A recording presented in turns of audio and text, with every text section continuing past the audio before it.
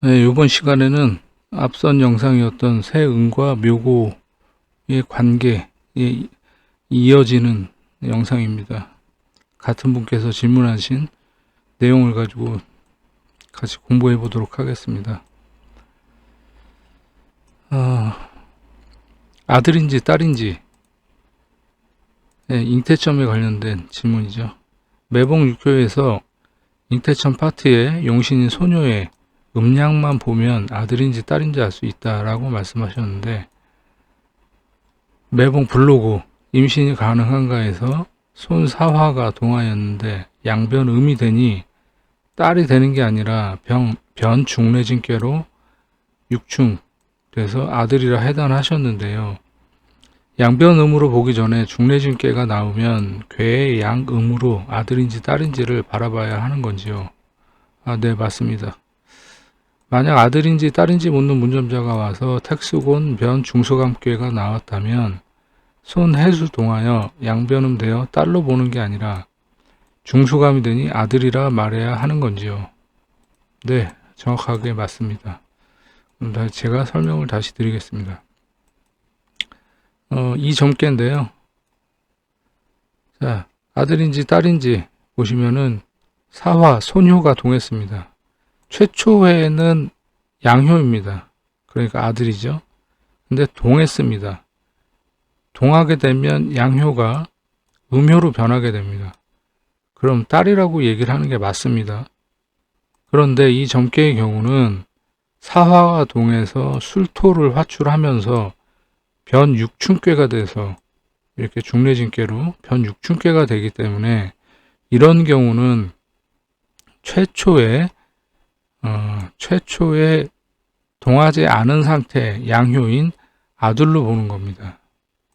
바꿔서 말하자면 이 사화가 동했는데 변효가 술토가 아니라 뭐 예를 들면 미토라든지 뭐 예를 들어서 뭐 오화라든지 뭐 묘목이라든지 뭐 이런 것을 화출했다라고 가정을 하면 그러면은 변육춘괴가 만들어지지가 않죠. 그런 경우에는 양효가 동해서 음효가 되기 때문에 딸입니다.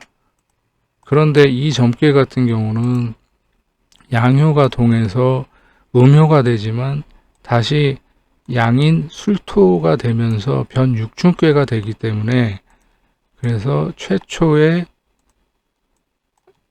손에 임해 있던 양효를 가지고 그대로 아들이라고 얘기를 하는 겁니다.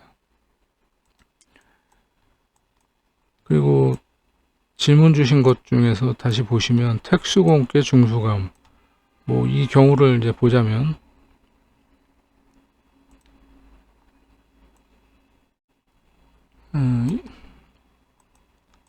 이 점괘가 되겠는데요.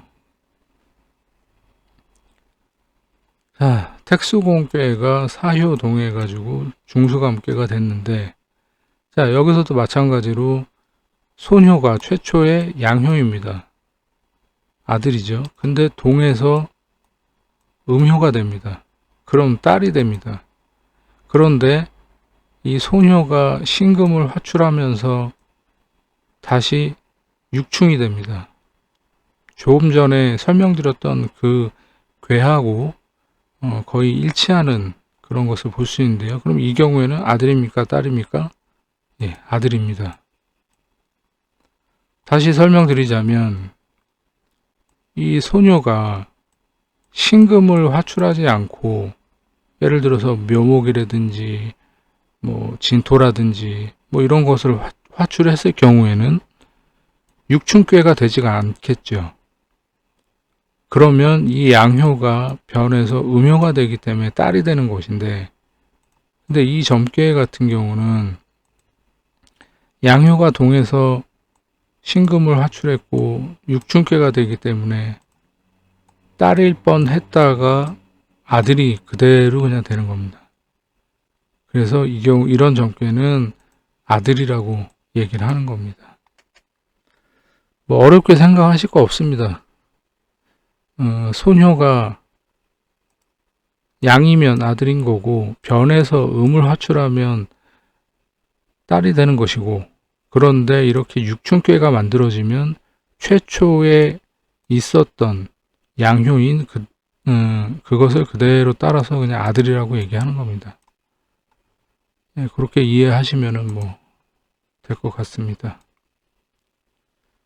자, 그 다음에 매봉육효 252페이지 오사카에서 온 손님.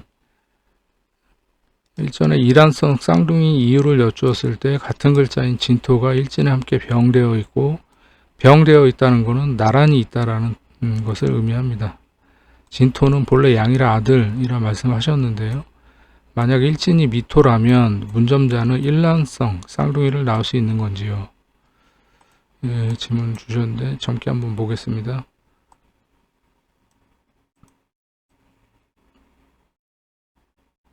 예, 이 점괘가 되겠고요. 자, 이 점괘는 원래 아들인가 딸인가를 봤던 점괘는 아니에요. 임신이 가능한가를 이제 보시는 건데, 일본 손님이시고요. 점괘를 봤더니 이렇게 소녀가 동해서 사화를 화출하고, 또 일진에도 진토가 이렇게 동한 진토하고 나란히 병되어 있습니다. 자, 근데 좀 전에 봤던 점괘하고는 좀 다르죠. 뭐가 다릅니까? 동에서 화출된 이 사화가 육충을 만들질 않아요. 그러면 최초의 양이었는데 동에서 음이 되니까 아들입니까? 딸입니까? 네, 딸이 됩니다. 그런데 일진에 있는 진토, 이 진토는 양입니까? 딸입니까? 양입니까? 음입니까? 양이죠. 양이니까 아들이 되는 거예요. 그러면 아들 하나, 딸 하나 이렇게 되는 겁니다. 이해가 되시죠? 근데 이 질문자께서 질문하신 내용은 일진이 미토라면 일란성 쌍둥이를 낳을 수 있는가를 물으신 거예요. 자, 그러니까 무진일에 점을 쳤는데 만약에 미일날 점을 쳤다면 미는 양입니까? 음입니까? 음이죠. 그러면 일란성 쌍둥이를 낳을 수 있느냐? 그러니까 뭐 딸을 낳을 수 있냐? 이거를 물으신 것 같아요. 자, 여기서 이효가 동해가지고 양효가 변해서 음효가 됐으니까 딸이라고 말씀드렸습니다. 근데 만약에 미일날 점을 쳤다. 그러면 미는 양입니까? 음입니까? 예, 음이 됩니다. 그러면 딸이 되는 거죠. 어렵지 않으시죠? 예. 뭐 간단하게 이렇게 설명할 수가 있겠습니다. 예. 그 다음 질문. 운전자가 와서 어떤 한 사람 밑으로 들어가 기술을 배우면서 돈을 벌려고 하는데 그 사람을 믿고 일을 해도 되는지, 수택절변 택천괴 미월 무술일 진사공망 점괘가 나왔다면 어떻게 해석해야 되는지 여쭙습니다. 네. 이 질문에서 요점은 뭐예요?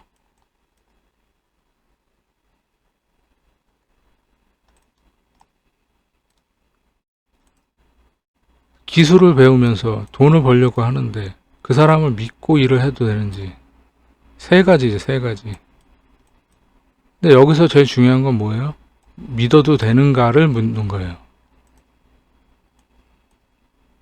점괘 한번 볼게요. 수택절변 택천괴.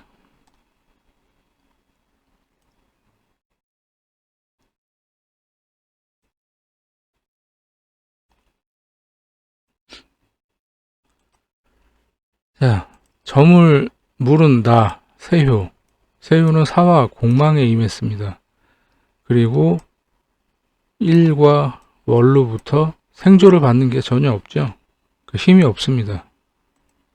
그런데 응효는, 그래서 기술자를 얘기하는 거죠. 급여를 주는 사람.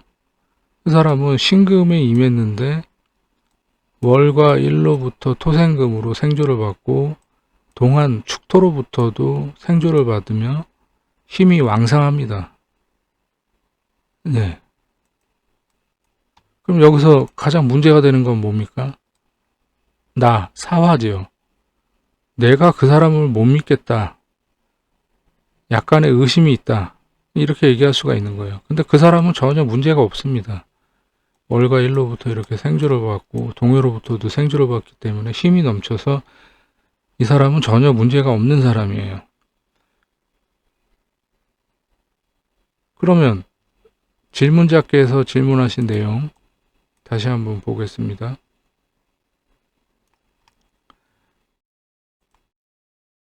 기술을 가르쳐주는 사람, 재효, 세효, 응효, 세 가지를 중점적으로 바라봤다. 세효, 재효, 임했다 하지만 공망, 월일에 설기되어 좋지 않다. 예, 이거는 맞고요. 응효, 부신금, 월일에 생을 받으니 기술이 없는 사람은 아니다. 기술이 없는 사람이 아니라 뛰어난 사람이죠. 예, 이렇게 왕상하기 때문에. 등사에 임하지도 않았고 세효를 극하지 않으니 사기꾼으로 보이지 않지만 동하여 변, 형, 해수, 화출 이 부분을 어떻게 해석해야 되는지 모르겠어요. 전 응효 금전적으로 어려진다라고 바라봤어요. 자 볼게요. 그러니까 이 부분을 말씀하시는 거네요. 그러니까 신금이 동해서 해수, 형효를 화출한 부분에 대해서 돈에 문제가 있다 이렇게 말씀을 하시는데 전혀 그렇지 않습니다. 응효는 이렇게 힘이 넘치기 때문에 금전적으로 전혀 문제가 없어요. 오히려 세효가 의심하고 힘이 없고, 그러니까 아무것도 가진 것도 없는 사람이 그냥 의심병만 있는 걸 나타내는 거예요. 이 사람한테, 응효한테는 전혀 문제가 없습니다. 그럼 결론적으로 어떻게 되느냐? 응효가 해수를 화출했다. 이 부분에 대해서는 금전적으로 문제가 있을 것이다라고 질문자께서 말씀하셨는데 전혀 그렇지가 않습니다. 이미 월 1회에서 왕상하기 때문에 이 사람은 실력도 있고 여러 가지로 문제가 없는 사람이에요. 다만 이제 월과 일 그리고 동효가 관효가 이렇게 중중하기 때문에 일적으로 좀 힘들 수는 있어요. 이 세효 입장에서. 왜냐면은 화생토로 계속 힘을 뺏기기 때문에 설기가 되니까 재물의 기운이. 근데 이 재물의 기운이 설기된다고 해서 이 응효한테 문제가 있는 게 아니라 이 세효, 나한테 문제가 있는 겁니다. 그럼 결론적으로 뭘 의미하냐? 내가 힘들어서 그냥 그만두는 거예요. 아니면 아예 시작을 하지 않거나. 그러니까 괜히 엄한 사람을 잡을 필요가 없다라는 거예요. 이해가 되셨는지 모르겠어요. 그러니까 애초에 이렇게 힘이 넘치는 응효는 아무 잘못이 없습니다. 힘이 없고 공망인, 점을 물은 내가 문제인 거지 이 사람은 아무 잘못이 없다.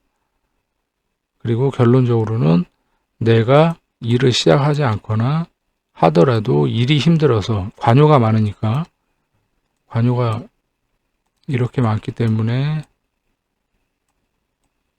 나의 기운이 설기돼서 내가 힘들어서 그만둔다.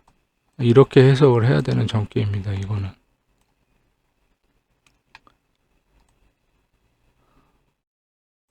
그리고 계속 이어지자면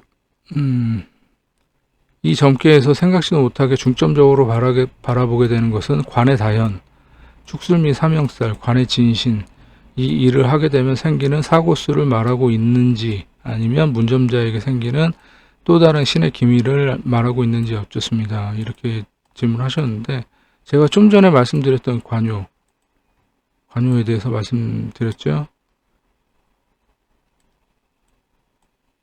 이 세효가 점을 물은 사람이 기운을 뺏기는 거지, 이 응효인 급여를 주고 일을 가르쳐주는 사람한테는 아무 타격이 없어요.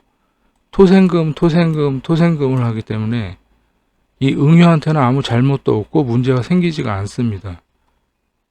그러니까 이 사람 잘못은 전혀 없는 거예요. 그러니까 여기서 말씀하신 관의 다현, 축술미 삼형살, 관의 진신, 그로 인해서 이 일을 하게 되면 생기는 사고수, 뭐 사고수 전혀 없습니다. 왜냐하면 이 관유가 응효나 세효를 전혀 극하거나 치지를 않습니다. 그러니까 뭐 문제가 생길 일이 없죠.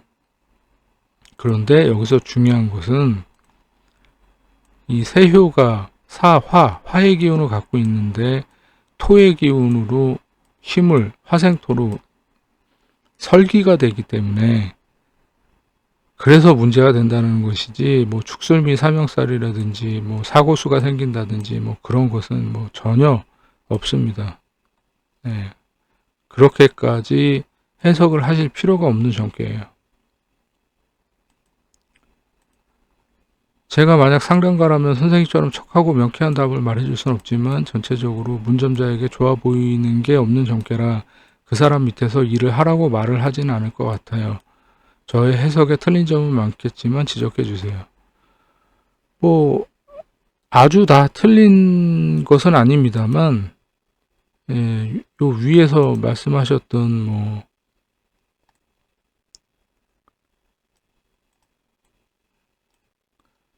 축술미 관해다연, 축술미 삼형살, 관해진신, 뭐 일을 하게 되면 생기는 사고수, 이런 것은 없는 전개입니다. 없는 전개고, 아까도 말씀드렸듯이 이 사화 자체가 처음부터 공망이라 의심하고 있다는 것이고, 월과 일로부터 힘을 받는 것이 전혀 없이 설기가 되니까 힘을 빼고 있다 보니까 일이 힘들거나 뭐 일이 많아서 그래서 본인이 자진해서 그만두는 형국이지, 그리고 사고수나 이런 것도 전혀 없는 것이고, 그리고 응효, 신금한테는 전혀 문제가 없다. 이렇게 이해를 하시면 되겠습니다. 뭐 전혀 어려운 전개 아닙니다, 이거는. 뭐 질문에 대한 답은 다 해드린 것 같습니다. 그럼 요 정도 해서 마무리 하겠습니다. 오늘도 공부하시느라고 고생들 많으셨고요. 다음 영상에서 또 재밌는 거 한번 찾아서 가져와 보도록 하겠습니다. 저는 무불도였습니다. 감사합니다.